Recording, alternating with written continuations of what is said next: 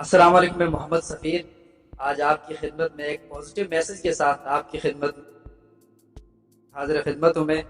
آج ہمارے ساتھ موجود ہے مولانا ادریس صاحب۔ ان سے خصوصی طور پر آج کے نوجوانوں کے بارے میں، آج کے دور کے نوجوانوں کے بارے میں کچھ سوالات ہیں میرے، کہ جن کے بارے میں اقبال نے کہا تھا، خدائے لم یزل کا دست قدرت تو زباں تو ہے، یقین پیدا کرے غافل کے مغلوب گماں تو ہے۔ آج کے نوجوان وہ اپنا مقام بھول گئے جو اقبال نے، اب جن کو وہ مقام دیا تھا اقبال نے۔ تو سر خصوصی طور پر آج کا سوال یہ ہے کہ ہمارے نوجوان آج کل ترقی کا دور ہے، ٹیکنالوجی کا دور ہے، لیکن وہ اس کو ایک مس یوز کرتے ہیں، صحیح استعمال اس کا نہیں کر رہے، تو کیا وجہ اس کی؟ الحمدللہ رب العالمین الرحمن الرحیم مالک یوم الدین، الصلاة والسلام علی اشرف الانبیاء والمرسلین وعلی آلہ واصحابہ اجمعین۔ آپ کا بہت شکریہ سفیر بھائی کہ آپ نے مجھے ایک پازیٹیو میسج کے لیے بات کرنے کا موقع دیا۔ اللہ رب العالمین کا ہم پر یہ بہت بڑا کرم ہے کہ اس نے ہمیں انسان بنایا ہے، اور اس کا ہم پر کرم ہے کہ اس نے ہمیں مسلمان ہونے کی سعادت عطا فرمائی ہے۔ تو بحیثیت مسلمان ہمیں اس چیز کی طرف توجہ رکھنی چاہیے کہ جو بھی نعمت اللہ رب العالمین ہمیں عطا فرماتا ہے تو مومن پر، مسلمان پر، ہر انسان پر لازم ہوتا ہے کہ وہ اس نعمت کا شکر ادا کرے۔ اور کسی بھی نعمت کا سب سے بڑا شکر یہ ہے کہ اس نعمت کو اس طرح استعمال کیا جائے کہ اس کے استعمال سے اللہ کی ناراضگی نہ ہو بلکہ اللہ کی رضا حاصل ہو جائے۔ یہ اس نعمت کا سب سے بڑا شکر ہے۔ تو آپ نے کہا کہ جدید ٹیکنالوجی ہمیں آج کے دور میں میسر ہے جو پہلے لوگوں کو نہیں تھی، تو یہ اللہ کی نعمت ہے ہم پر کہ اس نے ہمیں اس دور میں ایک ایسی چیزیں دی ہیں جن سے ہم بہت سے فوائد اٹھا سکتے ہیں جو پہلے لوگوں کے پاس مواقع نہیں تھے۔ تو نوجوانوں کے لیے پیغام یہی ہے کہ وہ اس ٹیکنالوجی کو مثبت طریقے سے، اچھے طریقے سے استعمال کریں، اپنے آپ کو ایک مضبوط مسلمان بنانے کے لیے، اور جس شعبے سے بھی وہ منسلک ہیں اس شعبے میں مضبوط ہونے کے لیے وہ اس جدید ٹیکنالوجی کا استعمال کریں۔ اور اس ٹیکنالوجی کا ہر وہ استعمال جس سے آپ کا ذہن جو ہے وہ خراب ہوتا ہو، آپ کی فکر خراب ہوتی ہو، آپ کا عقیدہ خراب ہوتا ہو، آپ کے عمل میں جو ہے وہ بدبو پیدا ہوتی ہو، اور آپ جو ہے وہ غلط ڈگر پر چلنے والے کہلاتے ہوں، تو ایسی فکر سے، ایسے عمل سے بچنا ہر مسلمان پر فرض ہے۔ تو ایسا استعمال اس کا کہ جس سے انسان ان چیزوں میں مبتلا ہو جائے وہ مسلمان کے لیے سخت نقصان دہ ہے۔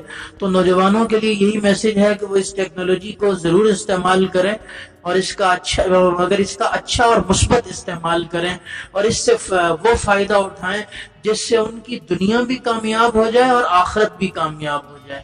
اگر انہوں نے اس سے دنیا میں تو خوب انجوائے کر لیا، خوب دنیا کا مزہ لے لیا، لیکن دنیا کا مزہ لیتے لیتے آنکھ بند ہوئی اور جھٹکے سے کھلی تو پتہ چلا کہ نہ ختم ہونے والی زندگی میں ایک وبال اور بھونچال مچا ہوا ہے اور وہ عذاب الہی کے اندر گرفتار ہیں، تو پھر ایسے مزے کا تو کوئی فائدہ نہیں ہے۔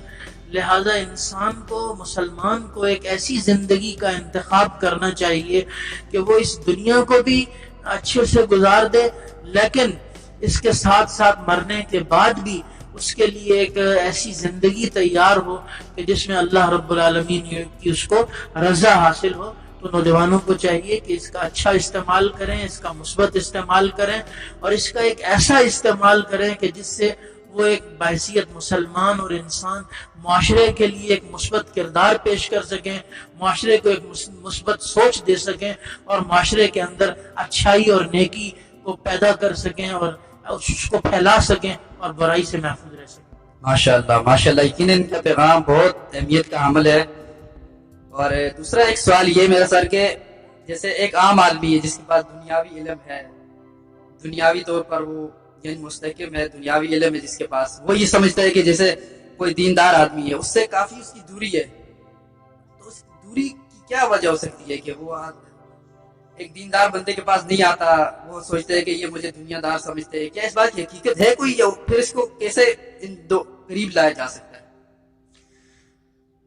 دیندار عام طور پر کہا جاتا ہے جیسے مساجد کے، مدارس کے علماء کرام ہیں، قراء کرام ہیں، حفاظ کرام ہیں. دنیا دار کا مطلب ہوتا ہے جو اس شعبے سے منسلک نہیں ہے، وہ لوگ کہتے ہیں کہ دنیا دار ہیں. لیکن اس میں یہ ہے کہ جو شخص بھی جس شعبے سے بھی وابستہ ہے، وہ اگر اپنے شعبے کے اندر صرف اور صرف اس دنیا کو دیکھ رہا ہے، جیسے کہ اس سے پہلے بھی ذکر ہوا کہ وہ چاہتا ہے کہ بس دنیا بن جائے، اس کے لیے وہ آخرت کو گنوا دیتا ہے، تو اصل میں تو وہ دنیا دار ہے جو دنیا کا پجاری ہے. لیکن ایک شخص ہے جو دنیا کے بھی سارے کام پورے کر رہا ہے، حلال کما رہا ہے، حلال کھا رہا ہے، بچوں کے لیے صبح سے شام تک محنت کر رہا ہے، اور اس کے ساتھ ساتھ وہ اللہ کے احکامات کو بھی پورا کر رہا ہے، تو وہ دنیا دار جس معنی میں کہا جاتا ہے وہ نہیں ہے، بلکہ وہ اللہ تعالیٰ وہ دیندار ہے. کیونکہ نماز پڑھنا بھی دینداری ہے اور بچوں کے لیے حلال کمانا بھی دینداری ہے. قرآن مجید نے فرمایا وَمَا خَلَقْتُ الْجِنَّ وَالْإِنسَ إِلَّا لِيَعْبُدُونَ. اللہ پاک فرماتا ہے کہ میں نے جن اور انس کو اپنی عبادت کے لیے پیدا کیا ہے. ہمارے ہاں عبادت کا تصور وہ نہیں ہے جو یہود و نصارہ کے ہاں ہے، رہبانیت پر مبنی، کہ جب تک آپ عبادت گاہ کے اندر ہیں تو آپ عبادت میں ہیں اور آپ اللہ کو راضی کر رہے ہیں. جب آپ اپنی مسجد کے دروازے سے نکل گئے تو آپ آزاد ہو گئے، اپنی عبادت گاہ کے دروازے سے نکل کر آزاد ہیں، آپ جو جی میں آئے کرتے رہیں. یہ اسلام کا نقطہ نظر نہیں ہے، بلکہ اسلام اپنے ماننے والوں کو مسجد کے اندر بھی حالت عبادت میں دیکھنا چاہتا ہے اور بازار میں بھی حالت عبادت میں دیکھنا چاہتا ہے، گھر میں بھی حالت عبادت میں. عبادت کیا ہے کہ رسول اللہ ساری کی ساری زندگی رسول اللہ صلی اللہ علیہ وسلم کے اسوہ حسنہ کے سانچے میں ڈال دی جائے. تو اگر ایک شخص مسجد میں نماز پڑھ رہا ہے وہ بھی حالت عبادت میں ہے. ایک شخص اپنی دکان پر کاروبار کر رہا ہے یا مزدوری کر رہا ہے اور وہ اللہ کو ناراض نہیں کر رہا بلکہ رزق حلال کے لیے توجہ کر رہا ہے، وہ بھی حالت عبادت میں ہے. ایک شخص گھر میں اپنے بیوی بچوں کے حقوق پورے کر رہا ہے، وہ بھی حالت عبادت میں ہے. ایک شخص پڑوسی کے حقوق ادا کر رہا ہے، معاشرے کے لوگوں کے ساتھ تعلقات بنا رہا ہے، ان کو فائدہ دے رہا ہے، وہ بھی حالت عبادت میں ہے. تو اسلام کا تصور عبادت یہ بہت وسیع ہے. اسلام کے تصور عبادت جو ہے وہ اسلام نے صرف عبادت گاہ میں بند نہیں کیا، بلکہ اسلام پوری زندگی پر عبادت کو محیط کرنا چاہتا ہے، پوری زندگی پر رسول اللہ کی چھاپ دیکھنا چاہتا ہے، رسول اللہ کے اسوہ حسنہ کی چھاپ دیکھنا چاہتا ہے. تو مسلمان جب رسول اللہ کی سیرت پر عمل کرے گا تو وہ دیندار ہے، رسول اللہ کے دین پر عمل کرنے والا ہے. یہ تو ہو نہیں سکتا کہ پوری کی پوری سوسائٹی کے سارے لوگ مدرسے میں داخل ہو جائیں اور وہ جو ہے وہ عالم دین بننا شروع ہو جائیں. چونکہ یہ بھی ہے کہ دنیا کے اور بھی شعبے ہیں. قرآن مجید نے فرمایا فلولا نفر من كل فرقة منهم طائفة ليتفقهوا في الدين ولينذروا قومهم اذا رجعوا اليهم لعلهم يحذرون. کہ یہ تو نہیں ہو سکتا کہ لوگ تمام کاموں کو چھوڑ کر اور جو ہے وہ دین سیکھنے کے لیے اپنے آپ کو وقف کر دیں اور ساری زندگی اسی میں لگے رہیں. لیکن یہ تو ہو سکتا ہے کہ ایک قبیلے سے، ایک علاقے سے کچھ لوگ کھڑے ہوں اور وہ دین کو سیکھیں اور سیکھنے کے بعد پھر وہ اپنی قوم میں واپس جا کر اور اللہ کا ڈر سنائیں اور لوگوں کو اللہ کے قریب کریں. یہ کہ علماء دین کا یہ کام ہے، وہ لوگوں کو یہ کام سکھا رہے ہیں، ان کی یہ دینداری ہے. اور پوری سوسائٹی کے لوگوں کی دینداری یہ ہے کہ وہ علماء سے دین سیکھیں اور دین پر عمل کریں.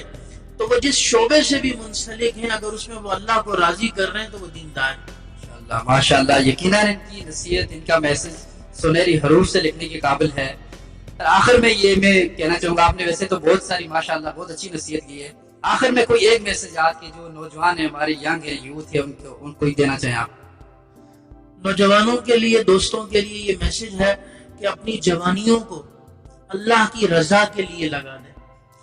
اگر آپ کی جوانی اللہ کو راضی کرنے میں لگ جائے گی تو یہ اللہ کو راضی کرنے کی تگ و دو اور کوشش میں آپ کو یقین دلاتا ہوں کہ آپ کو کبھی بھی ناکام اور خائب و خاسر نہیں ہونے دے گی، بلکہ آپ کی یہ کوشش انشاءاللہ آپ کو اس دنیا میں بھی عزت کا تاج پہنائے گی اور دوسری دنیا میں، آخرت کی زندگی میں بھی آپ کو عزت کا تاج پہنائے گی. ماشاءاللہ ماشاءاللہ سر، آپ کا بہت بہت شکریہ، آپ نے ہمیں ٹائم دیا، شکر گزار ہوں میں آپ کا. ان کا ایک پازیٹیو میسج، ان پہ عمل کرنا اس پہ، اور ہو سکے تو یہ کسی نہ کسی کے ساتھ شیئر ضرور کرنا. یہ میسج کسی کی زندگی اگر بدل جائے تو اس میں آپ کا فائدہ ہے. نیکسٹ انشاءاللہ کسی پازیٹیو میسج کے ساتھ آپ کی خدمت میں پھر حاضر ہوں گے. تب تک کے لیے اللہ حافظ.